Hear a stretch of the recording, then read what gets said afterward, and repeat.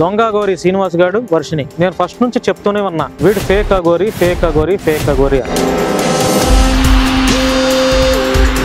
వాడి భాగవతాలను బయటికి తీసిన మొట్టమొదటి వ్యక్తిని నేనే. 9,80,000 రూపాయలు ఎందుకు ఇచ్చారు అంటే, వాడు బ్లాక్ మెయిల్ చేశాడు. వాడి కారులో ఇంత పెద్ద కత్తి పట్టుకొని బెదిరించాడు. మానసికంగా ఇబ్బందులు గురి చేస్తే ఆవిడ, ఆమె హస్బెండ్ ఇద్దరూ కలిసి సైబరాబాద్ మోకిలా పోలీస్ స్టేషన్ లో కంప్లైంట్ ఇచ్చారు. తప్ప కంప్లైంట్ ఇవ్వటం? వాడికి లింగం లేదని తెలుసు, అయినా కూడా వాడిలో కామ కోరికలు చచ్చిపోకుండా ఆ వర్షిని ఏం చెప్పింది? నాకు అఘోరి మాత అమ్మ అమ్మ అమ్మ అని చెప్పింది. మరి ఇంతలోకి తల్లి కూతురులు ఎక్కడైనా పెళ్లి చేసుకుంటారా?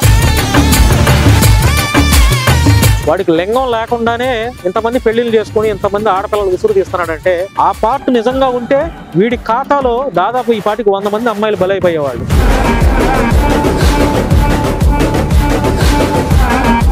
ఎందుకంటే ఆ ఎఫ్ఐఆర్ చదివితే మనకు అర్థం అవుతుంది.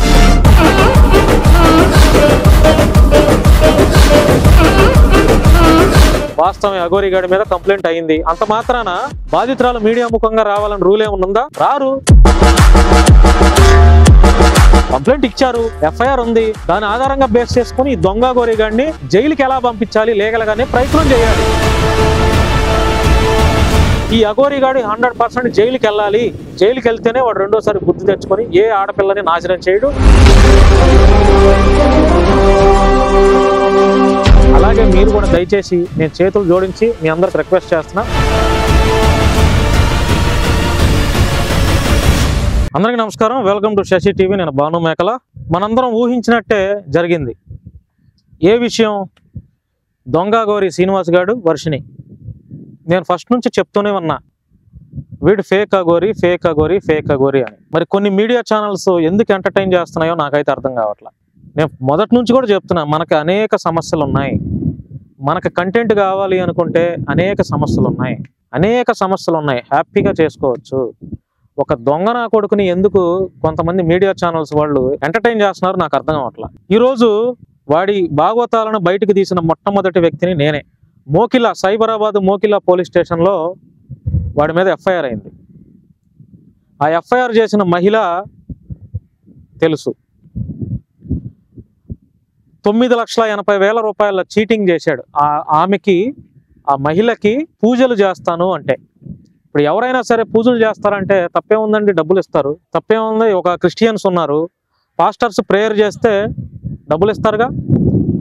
ఒక అల్లా ముతావల్లీలు ఉన్నారు, వాళ్ళు అల్లాకి ప్రేయర్ చేస్తే డబ్బులు ఇస్తారుగా. అంతరాలు కట్టేటప్పుడు డబ్బులు ఇస్తారుగా.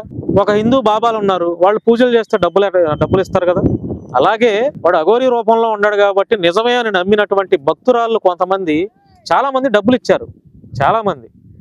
ఈ 9,80,000 రూపాయలు ఇచ్చినటువంటి మహిళ చాలా భక్తి పరురాలు, చాలా భక్తి, దేవుళ్ళు అంటే చాలా భక్తి, ఎంతో సర్వీస్ కూడా చేస్తున్నారు ఆవిడ.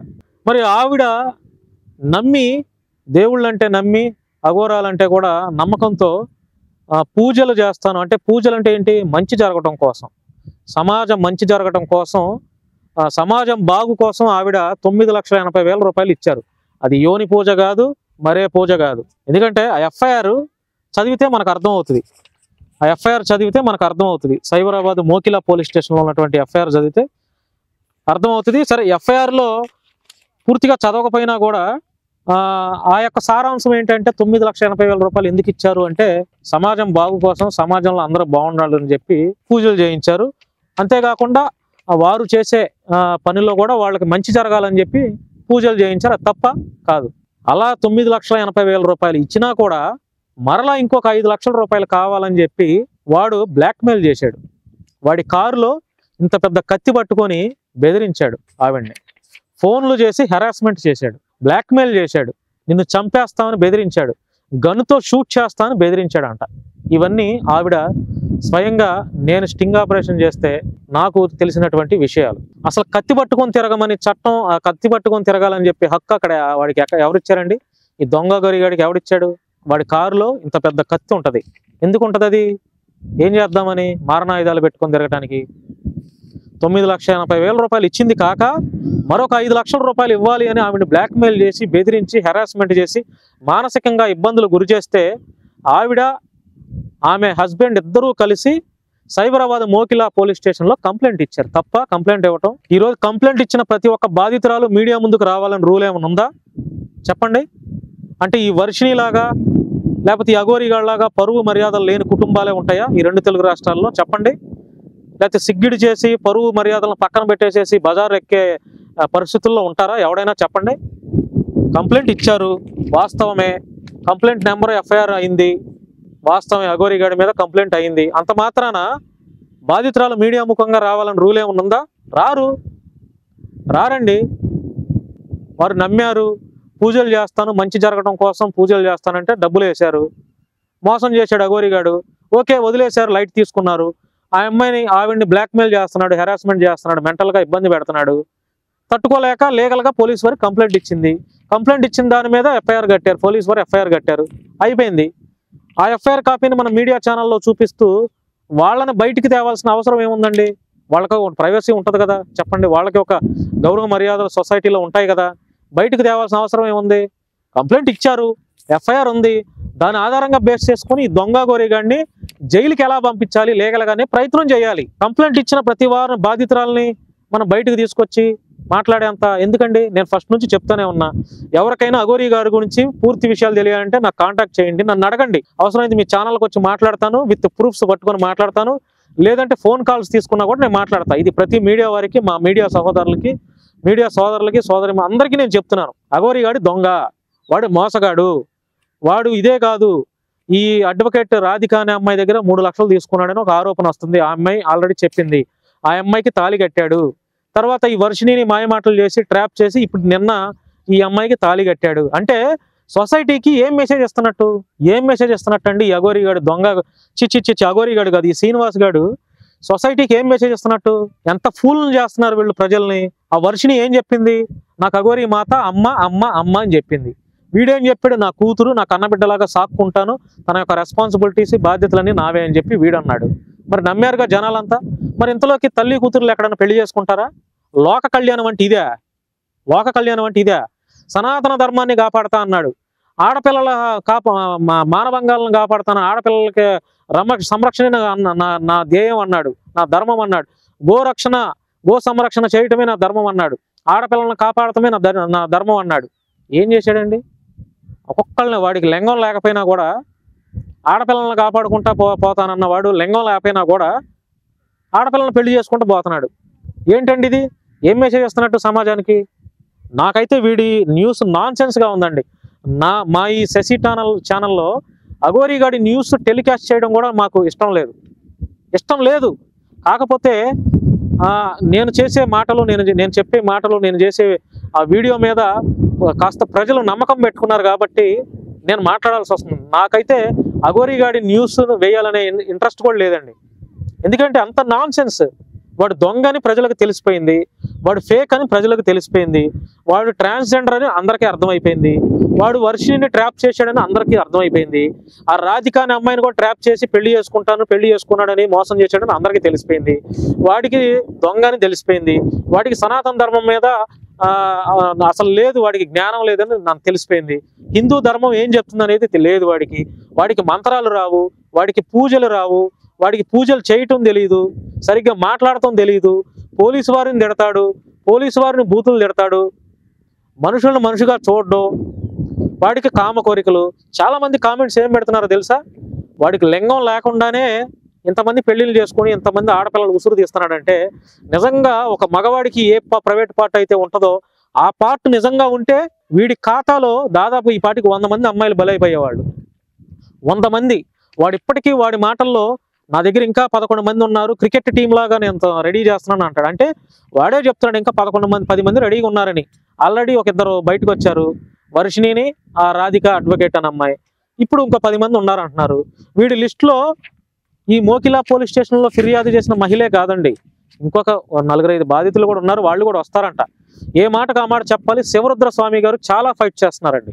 శివరుద్ర స్వామి గారు వీడి అరాచకాలు, వీడి భాగోతాలని ఎప్పటికప్పుడు ఎండగడుతూ ఆయన చెప్పిన మాట ప్రకారం బాధితురాలను తీసుకొచ్చి మీడియా ముఖంగా పెట్టారు.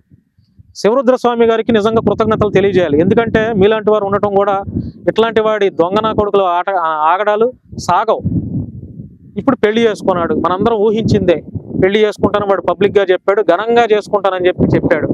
పెళ్లి చేసుకున్నాడు. ఇప్పుడు పెళ్లి చేసుకొని ఏం చేస్తాడు వీడు పెళ్లి చేసుకొని అంటే ఏం మెసేజ్ ఇస్తున్నారండి? అమ్మాయిలు పెళ్లి చేసుకోవటం అనేది చేసుకోవచ్చు అనే మెసేజ్ ఇస్తున్నాడా?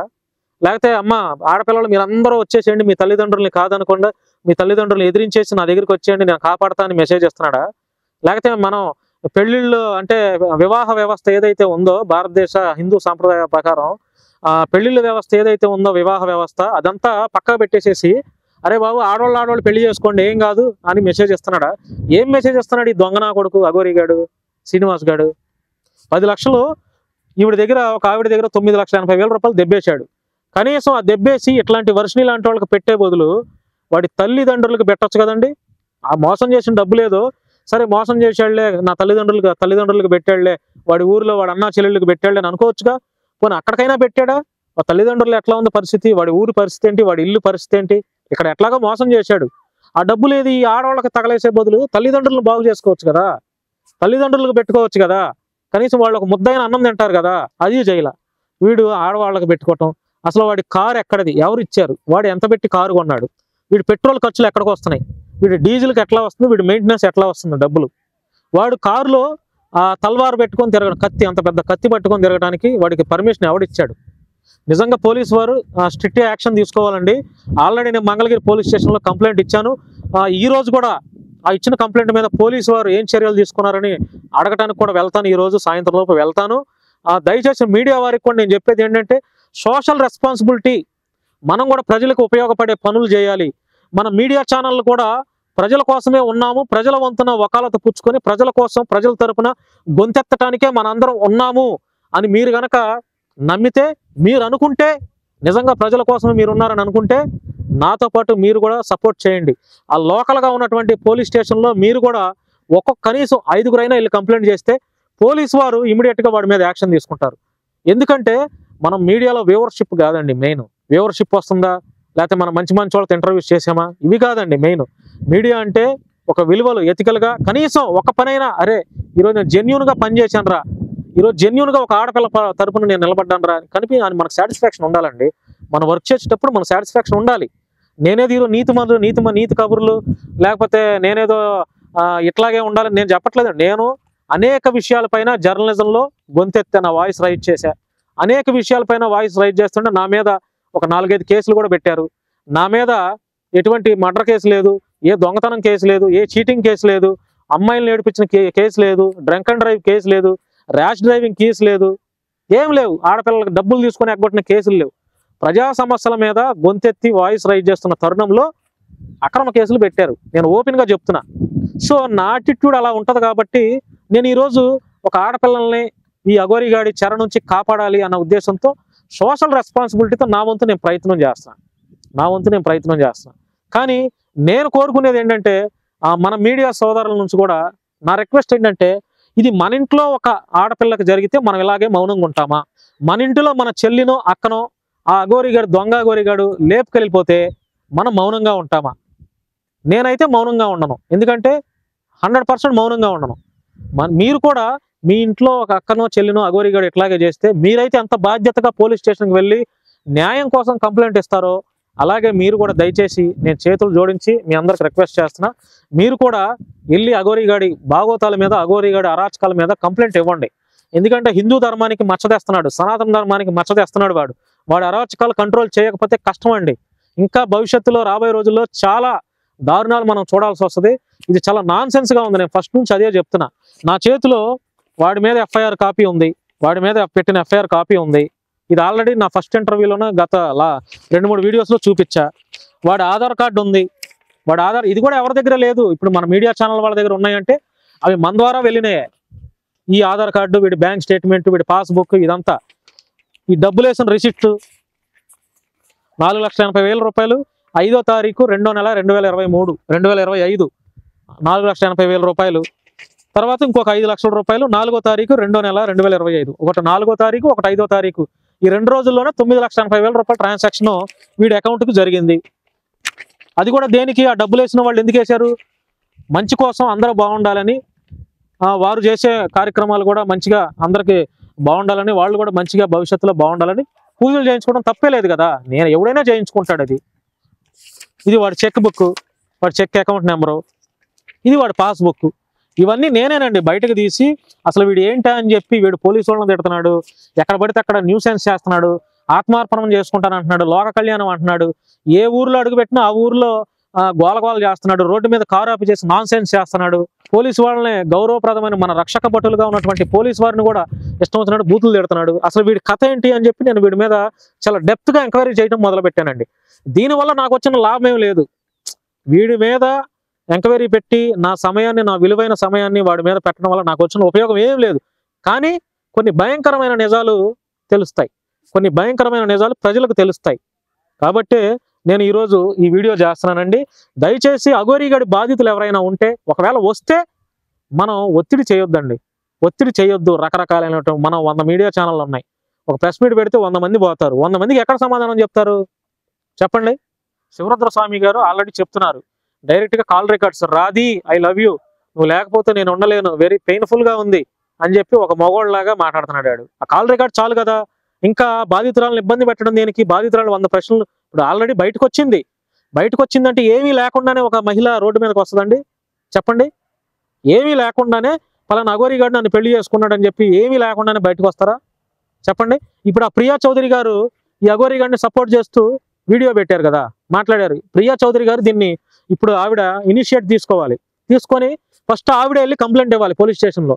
ఎవరైతే ప్రియా చౌదరి అని చెప్తున్నారో మీడియాలో మాట్లాడుతూ ఉంటారు కదా అనేక విషయాలపైన, ఆవిడ ఈ అఘోరీగాడు ఏడుస్తూ వాయిస్ రికార్డు పెట్టాడంట. పెడితే ఆవిడ ఎందుకండి ఆవిడ ఇట్లా మాట్లాడుతున్నారు, ఎంత బాధపడుతుందని చెప్పి ప్రియా చౌదరి గారు కూడా మాట్లాడారు కదా. ప్రియా చౌదరి గారు ఇప్పుడు సోషల్ రెస్పాన్సిబిలిటీగా, ప్రియా చౌదరి గారికి నిజంగా సమాజం మీద బాధ్యత ఉంటే, ప్రియా చౌదరి గారికి నిజంగా ఆడపిల్లలు ఇట్లా అన్యాయం అవుతున్నారని చెప్పి ఆడపిల్లల పక్షాన నిలబడాలి, అండగా ఉండాలని ప్రియా చౌదరి గారికి అనిపిస్తే, ప్రియా చౌదరి గారు మొట్టమొదటిగా వెళ్ళి అఘోరీగాడి మీద, దొంగ అఘోరీగాడి మీద కంప్లైంట్ ఇవ్వాలి. కంప్లైంట్ ఇస్తేనే ప్రియా చౌదరి గారి యొక్క నిజాయితీ, హానెస్ట్ ప్రజలకు తెలుస్తుందండి, తెలుస్తుంది. లేకపోతే ఇవన్నీ మాటలే అనేది ప్రజలు కూడా అర్థం చేసుకుంటారు. కాబట్టి నేను చెప్పేది ఏంటంటే, మన మీడియా వారికి, పెద్ద ఛానల్స్ వాళ్ళకు కూడా నేను చెప్పేది ఏంటంటే, వాడి ఆధారాలు బయటకు వచ్చినాయి, వాడి ఎఫ్ఐఆర్ బయటకు వచ్చింది, ఆ ఎఫ్ఐఆర్లో కాంటాక్ట్ నెంబర్లు ఉన్నాయి, వాళ్ళ పేర్లు ఉన్నాయి అని చెప్పి మనం పబ్లిష్ చేయాల్సిన అవసరం లేదండి. లేదు, ఎందుకంటే కొంతమంది బయటకు వస్తారు, కొంతమంది బయటకు రారు. నేను చెప్తున్నాను కదా, నేను ఎంక్వైరీ చేసిన దాంట్లో 9,80,000 రూపాయలు వేసిన వాళ్ళు కేవలం సమాజం బాగు కోసం పూజ చేయమని, తర్వాత వారు చేస్తున్నటువంటి పనుల్లో మంచి జరగాలని మాత్రమే వాళ్ళు డబ్బులు వేశారు. యోని పూజలు ఇవన్నీ ఏంటండి? యోని పూజలు ఎవరు చేసుకుంటారండి చెప్పండి? కరెక్ట్ కాదు కదా. యోని పూజలు అనేది ఫేక్. నాకు తెలిసిన పూర్తి సమాచారం మేరకు యోని పూజలు కాదండి. కాదు కాదు కాదు కాదు, ముమ్మాటికి కాదు. ఎవరికైనా డౌట్లు ఉంటే నాకు ఫోన్ చేయండి, నేను క్లారిటీ ఇస్తా, ఇంకా చాలా ఇన్ఫర్మేషన్ చెప్తా. కాబట్టి నా సైడ్ నుంచి రిక్వెస్ట్ చేసేది ఏంటంటే, మా శశి టీవీ ద్వారా ఈ వర్షిని అమ్మ, ఆడపిల్లలను కన్నటువంటి తల్లిదండ్రులారా చాలా జాగ్రత్తగా ఉండండి. ఇట్లాంటి దొంగనా కొడుకులు, మన బిడ్డలు మనకు మంచివారే, మన బిడ్డలను మనకు మంచివారే, కానీ ఇట్లాంటి దొంగనా కొడుకులు మంచివాళ్ళు కాదు. కాబట్టి ఎవడ ఆడపిల్ల ఖాళీగా ఉందా ఎత్తుకెళ్ళిపోదాం, నాశనం చేద్దాం చూసే దొంగనా కొడుకులు ఇట్లాంటి అఘోరీగాడి రూపంలో వస్తారు. అర్థమైందా? ఏం పాడు పని అండి? వాడు మగాడు కాదు, వాడు బట్టలిప్ప తీసుకొని తిరుగుతున్నాడు, వాడికి లింగం లేదని తెలుసు. అయినా కూడా వాడిలో కామ కోరికలు చచ్చిపోకుండా ఆ అడ్వకేట్ అమ్మాయిని మోసం చేశాడు పెళ్లి చేసుకొని, ఇప్పుడు ఈ వర్షిణి అమ్మాయిని కూడా మోసం చేశాడు పెళ్లి చేసుకొని, మోసం చేస్తున్నాడు అంటే ఏం అర్థం చేసుకోవాలండి? ఏమీ లేని వాడే 2-3 పెళ్లిళ్ళు చేసుకొని ఈ రకంగా తయారవుతుంటే, ఒకవేళ వాడికి మగవాడికే ఉన్నటువంటి ప్రైవేట్ పార్టీ ఉంటే ఎంత విధ్వంసం సృష్టించేవాడండి, ఎంతమంది ఆడపిల్లలను మోసం చేసేవాడండి? ఆలోచన చేయండి ఒకసారి. వాడు ఏమీ లేకుండానే పెళ్లిళ్ళు చేసుకుంటున్నాడంటే ఏం చేద్దామని ఆ అమ్మాయి గొంతు కోసేశాడండి వీడు. వర్షిని గొంతు కోసేశాడు. ఆ పిల్లకి బీటెక్ చదివి కనీసం ఎక్కడ సెన్స్ లేదో నాకు అర్థం కావట్లా. ఏం చేసుకుంటుంది ఇప్పుడు? ఒక ఆడపిల్ల భర్తను పెళ్లి చేసుకోవాలి, పిల్లల్ని కనాలి, ఫ్యామిలీని లీడ్ చేసుకోవాలని ఆలోచన ఉంటుంది కదండి. మరి ఏమి అటు ఇటు కానోడితో ఇంతమందిని, వాళ్ళ కన్నా తల్లిదండ్రులని బాధ పెట్టుకుంటా, వాళ్ళ అన్నయ్యని బాధ పెట్టుకుంటా, మరి ఆ అమ్మాయి పెళ్లి చేసుకొని ఏం మెసేజ్ ఇద్దామని సమాజానికి? వర్షిని లాంటి పిల్లలను చూసి, ఆడపిల్లలను చూసి మిగతా ఆడపిల్లలు ఏం నేర్చుకోవాలి? మిగతా చదువుకున్నటువంటి పిల్లలు ఏం నేర్చుకోవాలి చెప్పండి? అసలు వర్షినిని కూడా ఎంటర్టైన్ చేయకూడదండి. నేను చాలా ఒక తోడబుట్టిన అన్నయ్యకి చెప్పినట్టు మంచి చెడు ఆ అమ్మాయికి నా ఇంటర్వ్యూలో చెప్పా. ఆ అమ్మాయికి ఒక 1 lakh రూపీస్ కూడా నా వంతు నేను హెల్ప్ చేయాలని చెప్పి ఆ గుంటూరులో ఒక అక్క ఉంటే ఆ అక్క చాలా కార్యక్రమాలు చేశారు. ఆ అక్కకి చెప్పి ఆ పిల్లకి మనం ఎడ్యుకేటెడ్గా అంటే కాలేజీ ఫీజు ఏదో కడదాం అక్క, మనం హెల్ప్ చేద్దాం, తప్పేదో చేసిందని అంటే నేను చెప్పినటువంటి ఒక మాట మీద నమ్మి 1 lakh రూపీస్ ఇవ్వడానికి రెడీ అయింది ఆవిడ. 1 lakh నా వంతు హెల్ప్ చేద్దాం అని చెప్పి. ఇంకా నేను చెప్తే హెల్ప్ చేయండి అని అంటే చాలామంది చేసేవాళ్ళు ఉన్నారు. వాళ్ళని కూడా అడిగి ఈ అమ్మాయికి కొంత హెల్త్ బాగాలేదన్న దాని మీద కొంచెం చదువుకి ఎంకరేజ్మెంట్ చేద్దామని చెప్పి నేను అనుకున్నానండి. నా నమ్మకాన్ని కూడా పాడు చేసింది ఈ అమ్మాయి. ఓకే, పాడు చేస్తే అది నాకేమీ నష్టమేమి లేదు. ఎందుకంటే ఆ అమ్మాయి యొక్క క్యారెక్టర్ ఏంటనేది ప్రజలందరూ డిసైడ్ చేసుకున్నారు, ప్రజలందరికీ అర్థమైంది. ఈ అఘోరిగాడి దొంగనాకుడికి యొక్క భాగవతం కూడా అర్థం చేసుకున్నారు. వాళ్ళ యొక్క తల్లిదండ్రుల బాధను కూడా ప్రజలు చూస్తున్నారు. కాబట్టి నాకేం ఇబ్బంది ఏం లేదు, నాకు అసలు ఇబ్బంది ఏం లేదు. కానీ ఇట్లాంటి దొంగనా కొడుకులను మన సమాజంలో ఎంటర్టైన్మెంట్ చేయకూడదండి. చేయకూడదు. మీరు కూడా సోషల్ రెస్పాన్సిబిలిటీ కలిగినటువంటి జర్నలిస్టులు అవ్వచ్చు, యాంకర్స్ అవ్వచ్చు, ఎవరైనా సరే మీ స్థానిక పోలీస్ స్టేషన్లో, హైదరాబాద్లో పోలీస్ స్టేషన్లో కంప్లైంట్ ఇవ్వండి. దయచేసి కంప్లైంట్ ఇచ్చి ఆడపిల్లల యొక్క ఇంకోసారి ఏ ఆడపిల్లకి ఇట్లాంటి అన్యాయం జరగకూడదు. ఏ ఆడపిల్ల కూడా రోడ్డు మీదకి వచ్చి వాడి బాధితురాలుగా బయటకు వచ్చి చెప్పకూడదండి. ఇదే నేను కోరుకునేది. ఈ అఘోరిగాడు 100% జైలుకి వెళ్ళాలి. జైలుకి వెళ్తేనే వాడు రెండోసారి బుద్ధి తెచ్చుకొని ఏ ఆడపిల్లని నాశనం చేయడు, ఏ ప్రజలని నమ్మినటువంటి భక్తులని మోసం చేయడండి. నేను చెప్పేది ఇదే, ఇంకా నేను చెప్పేది ఏం లేదు. నేనైతే అఘోరిగాడి విషయంలో చాలామంది ఎందుకు నీ టైం వేస్ట్ చేసుకుంటున్నావు అఘోరిగాడి విషయం అని చెప్పి అంటున్నారు. కానీ నాకు కూడా అనవసరమే. కానీ వీడు అరాచకాలు రోజు రోజుకి ఎక్కువ అవుతున్నాయి. కట్టడి చేయాలి, మనం కంట్రోల్ చేయాలి. కంట్రోల్ చేయకపోతే వీడు మాటండి. సో అంతే ప్రజలారా నేను చెప్పేది. సైబరాబాద్ మోకిలా పోలీస్ స్టేషన్లో కంప్లైంట్ ఇచ్చిన వాడిని బయటికి తీసుకురావాల్సిన అవసరం లేదండి. నేనైతే చెప్తున్నాను. ఎందుకంటే వాళ్ళు చాలా గౌరవ మర్యాదలు కలిగినటువంటి కుటుంబాలు. అందరూ ఇదే వర్షిని వచ్చినట్టు లేకపోతే ఇంకా మిగతా వాళ్ళు వచ్చినట్టు రావాల్సిన అవసరం కూడా లేదు. వాళ్ళు కోర్టులో ఫైల్ చేసుకుంటారు. ఏమన్నా జెన్యున్గా వాళ్ళకి ఏదన్నా రైట్ ఉంది, వాళ్ళు పోరాడాలనుకుంటే కోర్టులో ఫైల్ చేసుకుంటారు, లీగల్గా చేసుకుంటారు. కానీ బయటకు వచ్చి సమాధానం చెప్పాల్సిన అవసరం లేదండి. అండ్ ఐఎమ్ షూర్గా నేను చెప్పేది ఏంటంటే ఈ 9,80,000 రూపాయలు ఇచ్చిన ఆ మహిళ సమాజ బాగు కోసం వాళ్ళు తలపెట్టినటువంటి కార్యక్రమాల్లో మంచి జరగడం కోసం డబ్బులు ఇచ్చి పూజలు చేయించుకున్నారు. అది యోని పూజ కాదు, క్షుద్ర పూజలు కాదు, అంతకంటే కాదండి. ఇంతే నేను చెప్పాల్సింది. సో ఈ వీడియో చూసిన తర్వాత మీరేమనుకుంటున్నారు మిత్రులారా? నేను ప్రతి కామెంట్ చూస్తాను. కొన్ని కామెంట్స్ కూడా రిప్లై ఇచ్చేది నేనే రిప్లై ఇచ్చేది. మీరేమనుకుంటున్నారో కూడా మీ అభిప్రాయాన్ని కామెంట్ రూపంలో తెలియజేయండి. మీ యొక్క సలహాలు కూడా నేను తప్పకుండా తీసుకుంటాను, మీ సూచనలు కూడా తీసుకుంటాను. నేనేమైనా కొంచెం ఏదన్నా ఓవర్గా మాట్లాడాను మీకు అనిపిస్తే దయచేసి సారీ అండి, మన్నించండి. థ్యాంక్ యూ అండి, థ్యాంక్ యూ.